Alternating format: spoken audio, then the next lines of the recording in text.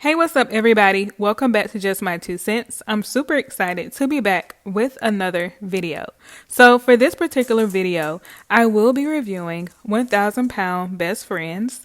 And I'm really excited to do this because when I saw the preview for this particular show back in January, I said, I really have to review this because it seems like it's a genuine friendship, and I'm excited to see these friends go through this process of losing weight together. So here we go with the review of 1,000 Pound Best Friends, Season 1, Episode 1.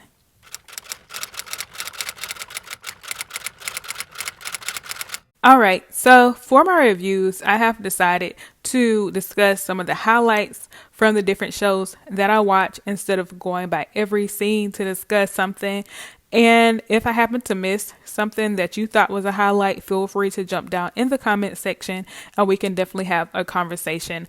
So let's go ahead and jump right into today's review of 1,000 Pound Best Friends. So we start the episode by being reintroduced to Megan and Vanessa, who were on a different show where they were beginning their weight loss journey.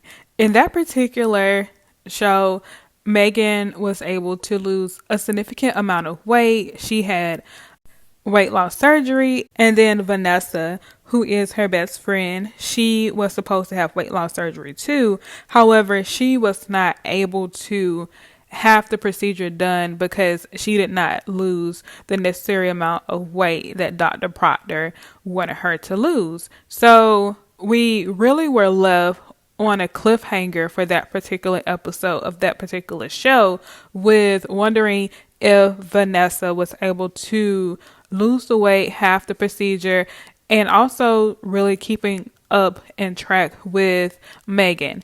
And with this particular show, it kind of picks up where that episode of that particular show stops. And we see that Megan has been able to keep the weight off. However, she has kind of stalled out. And then we also see that Vanessa has really not lost any weight. So the show begins by having the two of them really reintroduce themselves, also introduce their friends who will be on this weight loss journey with them. And then the show finally really begins with us seeing Vanessa and Megan in a store trying or attempting to try on clothes. And we see that Megan is finally able to wear jeans, but she is a little self-conscious about the jeans because she feels as though she has two butts, like she has one in the front and one in the back. We can see with this particular scene that with Megan, even though she's lost a significant amount of weight, she still has those body image issues to where she might want to wear jeans, but she doesn't feel comfortable enough to wear jeans. And she probably also is self-conscious about how other people might see her if she was to wear a pair of jeans. So Vanessa is trying to encourage her to get the jeans, to wear the jeans, saying that she looks awesome in the jeans. And it's really one of those things where it's like, I appreciate Vanessa for being like Megan's hype person at that particular moment, because sometimes the way that we see ourselves and the way the world see ourselves is completely different. So I thought that Vanessa was being a good friend to Megan at that particular time. And then also you see them in the store holding up different types of underwear or different undergarments to say like, oh, only if we could fit in this, or maybe one day. And then even Vanessa, I think she tries on a bikini, and that's like, okay, it's the body positivity. It's the, I don't care what anybody else has to say. For me, for her to even step outside of her comfort zone enough to try that on and know that it will be all over national TV for everybody to see.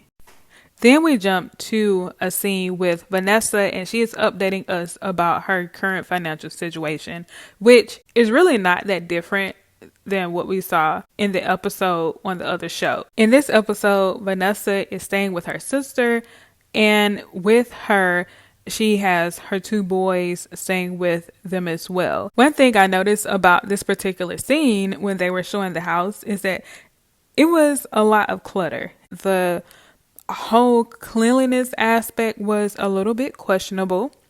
And during this particular scene too, we are introduced to Vanessa's sister, who happens, in my personal point of view, I feel like she has some of the tendencies of being an enabler. She stated that she would rather see her sister happy and have some of the things that brings her joy instead of her sister being the B word or unhappy, which most good family members want to see you happy and healthy. However, with Vanessa's situation, I would rather her be healthy than happy.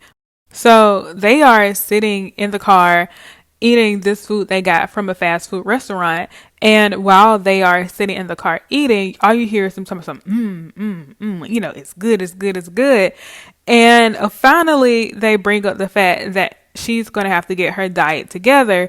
And her sister is like, well, why do we have to sit here and suffer and not be able to eat some of the things that we want to eat when you go on a diet? And then her sister mentions that even though she might start a diet, it's not going to work because she's not going to follow through with it. And so you already see that her sister is not that supportive of her losing weight.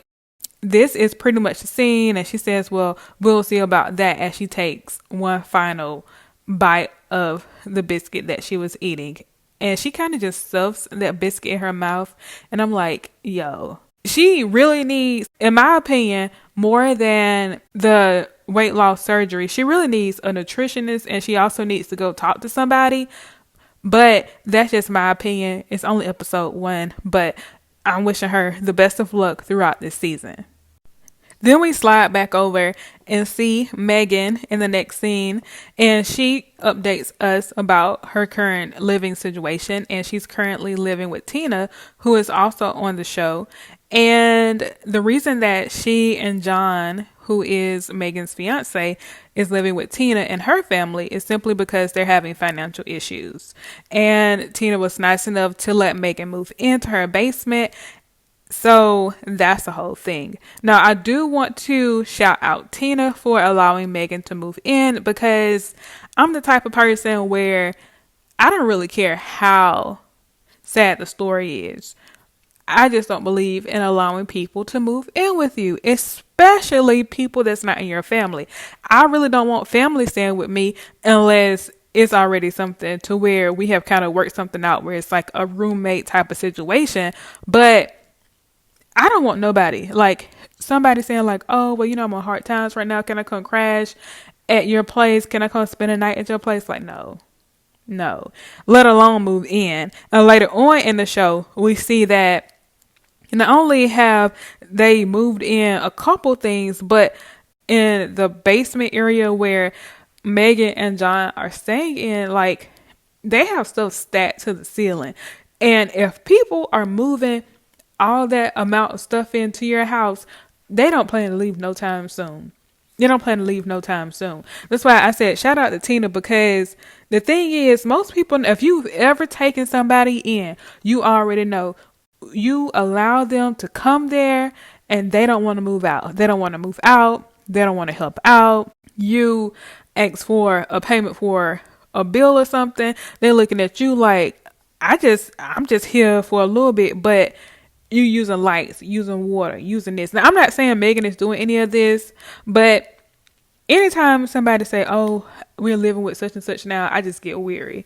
I get weary about that, even with Vanessa staying with her sister, but I'm happy Vanessa has a place to stay, because in the last season, her financial and house situation was a little iffy, but I thought Megan was more stable. The way they tried to make it seem in the episode we were introduced to them, her and John was more stable. I don't know. But we hear with her staying with her friend and her family. And also, I just want to touch on that really quickly about the family piece, because it's one thing when you are living by yourself and you allow somebody else to come in and stay with you. But when you have a whole family and you allow 2 additional people to come stay with you, and you have to really think about how that will impact you and your family. Because you have kids are impressionable, kids see things, you don't know how that person might mesh with your kids. Like, yeah, they might be a good person on the outside when you're out in public with your kids, but your home and where your kids stay, that's their home too. And you want to make sure that it's a conducive environment for you and your family and the people that you're bringing in. But Megan now stays with her friend and they're making these protein shakes and they're talking about weight loss. And Megan feels as though she's kind of stalled on her weight. She hasn't been doing the best since the weight loss surgery. And one thing that I wanted to kind of point out here too is that it's not necessarily from my point of view that she probably stalled out. Sometimes when you move and your financial situation change, worrying about your weight and trying to eat healthy, sometimes that's not necessarily the first thing on your mind, especially if you have financial issues. And I think that's something that Megan did not understand when we were first introduced to them on the other show, because she kept trying to figure out why Vanessa wasn't losing weight. And if it comes down to you trying to make sure you have a roof over your head, making sure that your kids have food, that you have food, and that other things are taken care of so that they can be okay, sometimes, especially as women, that is put on the back burner. And I think she might be seeing a little bit of that now that she might be having some financial issues. I don't know. This is just my inference from me watching this first episode. But then it cuts to the next scene where the two of them are working out. Vanessa, she's not able to do the exercise and she gets really upset and she kind of have a meltdown about it. And that also goes into understanding your friends. So I would never have one of my larger friends run with me on the treadmill at a gym because I already know they might not be able to run with me. However, I would try to do something that's friendly towards them where they can still be up, mobile and active and feel like they got a good workout in, and not something to where they kind of shut down because they're not able to do the exercise. Then we're introduced to Tina and Ashley, and we're introduced to them at this social gathering that they're having at Tina's house. Tina tells us that she's a stress eater and that she wants to lose weight for her family.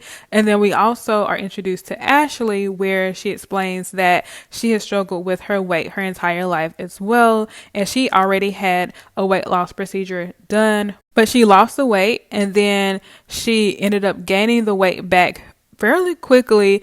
And now she thinks that she's at one of her highest weights. So she is interested in starting back over and actually losing the weight and being more thoughtful about what she eats, what she consumes, and being a healthier person.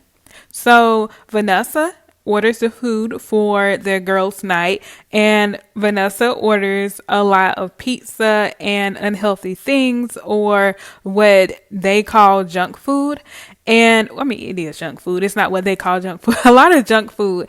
And Megan is upset. Megan is upset because she finds that food tempting. I mean, who wouldn't? Like pizza, and it looks like they had some kind of mozzarella sticks and some type of sweet. That's definitely tempting for anybody. And she is able to kind of restrain herself and only eats a salad. And then Ashley kind of checks in with her to see how the weight loss is going, and she is honest about her stalling out with the weight loss and not being where she wants to be. Then Ashley kind of gives them some advice about being able to, have the surgery, and then understanding that when you have it, it's a tool to help you get down. But the hard work really starts once you kind of begin to plateau, because it's a lot of temptation out there, and you will need to make sure that you're being thoughtful with the things that you eat, how you consume food, how much food you consume, and also making sure that you continuing to exercise and do some of those things that you probably had to do prior to you going through with the procedure. Also in this particular scene, we see Megan gets upset with Vanessa because Vanessa orders the food that Vanessa likes to eat. And she's like, what doesn't she understand? Didn't she just have a meltdown yesterday about her not losing any weight, her not being where she wants to be, and then she orders all this food, and why would she do this to me? And why would she do this when she knows that we're trying to lose weight? I'm like, if you're really serious about changing your life and losing the weight for yourself, it wouldn't matter if somebody bought 10 pizzas in there. You would understand, this is my goal, this is where I'm trying to get to. So I'm going to just ignore the smells. And if I need to leave, I'm going to leave, because I don't want to put myself in a situation to where I'm going to be tempted to eat some of that food that I don't want to eat. But also, you have to be real with yourself that it's going to be temptation outside of your friend circle. It's going to be temptation when you go to the grocery store, when you go out to eat, if you're walking down the street and it's a food truck. It's temptation everywhere. If you're looking on TV or social media, it's temptation everywhere. You just have to think about why you want to lose weight, and that should be at the forefront, because if you have that goal in mind, it can sometimes help you to avoid eating some of those unhealthy snacks and junk food. Also, you have to stop seeing food as bad too. So we have to kind of look at our relationship with food differently. And that means that you understand that you can have one slice of pizza, but that's it. You have to cut yourself off after that. I mean, it's hard. It's hard. I will be completely honest with you all. It's hard to eat one slice of pizza and be done. But if you have a taste for it, fulfill that taste. Just don't sit there and eat a half a box of pizza or a whole box of pizza. Not saying she does any of that, but have one slice and say, okay, I'm done. Or have two slices, and then in the next meal that you have a salad or something that's light. You have to start seeing food as a way to fuel your body, but not only fuel your body, but being able to enjoy some of those foods too. Because if you see every food as a negative, or most foods as a negative or junk food, then it's not going to really work out for you. And eventually you're going to give into that temptation. And when you give in, you're going to just want everything in sight. Like, Megan can't get upset with Vanessa for eating how Vanessa wants to eat, because one thing that we have to come to terms with is that when somebody wants to change their life, they will change their lives.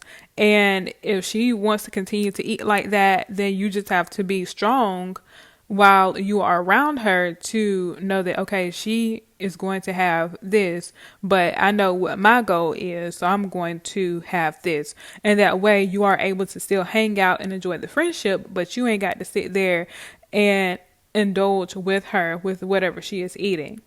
Then the next scene that you see is pretty much Tina and Megan. They're talking about Megan getting rid of some of her stuff and how Tina low-key wants her house clean. And that's what I was talking about at the beginning of this review. Sometimes when you allow people to move in, they bring all that stuff with them, and you want your house clean. And if somebody is saying they want their house cleaning, they probably want you to move out. In the next scene, we see that Vanessa's van has broken down and she needs her son to help her push the van, I guess, into the driveway. So she calls Jacob, and Jacob, he is a bigger young man. And so he gets behind the van and he's pushing. Then she gets out and she tries to help push, and her pants end up falling down. They fall down and she picks them up. And instead of her picking the pants up and continuing to help push the van, she shuts the door and she goes sits on the porch. And then he's kind of left there just pushing the van back into the driveway by himself. And then once he finishes pushing the van into the driveway, then she asks him to get the groceries out of the car.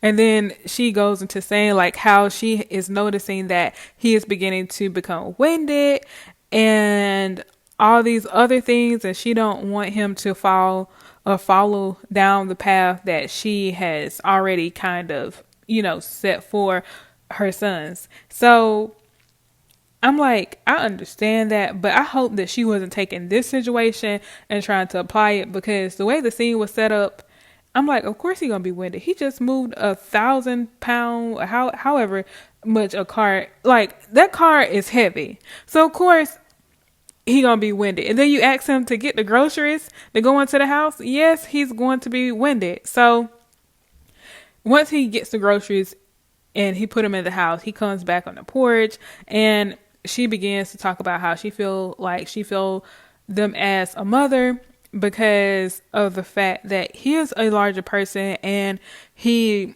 is beginning to notice that he's getting winded and have back pain and things of that nature. She asks him to go to the doctor's appointment with her and Megan to see Dr. Proctor. And I'm like, that's cool, but I just hope that she encourages him to lose weight naturally and not go through with the procedure because he is only 18. And even though he is only 18, I feel like he is at a good stage in his life where he could probably lose weight naturally. And so I'm hoping that Dr. Proctor is able to help him lose weight naturally and not go through with a procedure, but that's just me. Then the next scene, we see them actually at Dr. Proctor's and they walk in, check in. They're talking about how handsome Dr. Proctor is. Vanessa kind of rubbed me the wrong way by saying that Dr. Proctor needs to be blackened and seasoned because I would have loved for her to get into a little bit more of what she was trying to say. I'm pretty sure that most of us can't insinuate what she was trying to say, but it was just very interesting that she would say that. But then it cuts to Megan discussing her weight loss progress with Dr. Proctor. And she's sitting there giving all these excuses as to why she hasn't lost any weight.